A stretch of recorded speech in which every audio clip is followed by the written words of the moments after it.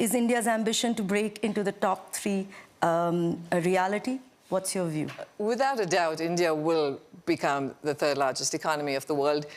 It's a matter of a few years, unless something catastrophic happens. If you just look at the math in terms of India's growth rate relative to Germany and Japan, it would be very hard to see how India would not get there. And based on current projections, India gets there by 2028. Wow. It could be even sooner than that, depending upon how the revision of the GDP numbers happens at the start of this year, I guess relatively soon, what happens with the rebasing. So that is not the challenge for India. The challenge for India is not about becoming the 3rd largest economy in the world. The challenge for India is about raising per capita incomes to higher levels. And indeed, I agree with the minister that substantial reforms have been undertaken. The physical infrastructure build-out is impressive. The digital infrastructure build-out is impressive. What was done with the goods and services tax, including the simplification recently, extremely helpful. So to keep the momentum going and to keep raising per capita income and getting to the 2047 goal of Viksit Bharat, I think that's the challenge. And that will require keeping up with the steady pace of reforms to get there. But again, lot of positive developments in India.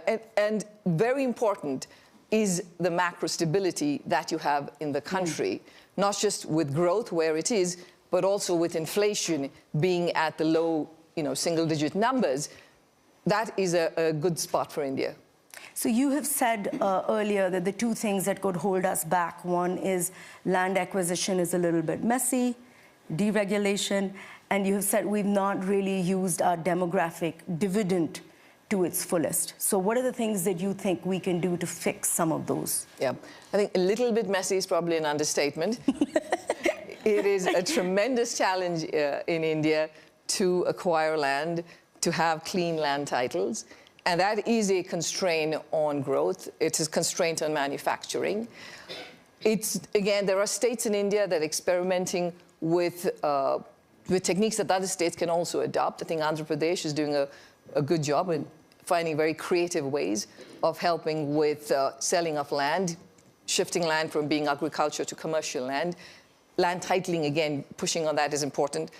Judicial reforms, I think, are absolutely critical. That is a very important bottleneck for growth in India, and it's been there. I think people have seen it as a long-standing challenge, but we're not seeing many changes in that front.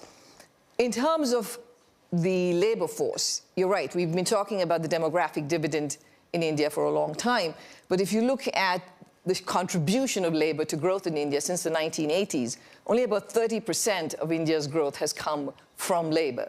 So it is a fairly capital-intensive production structure that India has because of the rules and regulations that exist and the complications of hiring labor. Now, it is a very positive step in terms of implementing the labor laws that were passed by Parliament a few years ago. I think that's great. The states need to take that and go ahead. Raising the limit on the number of workers above which you face higher regulation from 100 to 300 is good. Though if you want to be a part of the big global supply chain, you're going to have to be way more than 300 in terms of the size of the labor force that you have.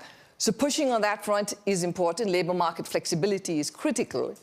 On top of that is the skilling of human capital. I think that is a very important part of the solution too. It's not just about the fact that firms aren't creating jobs.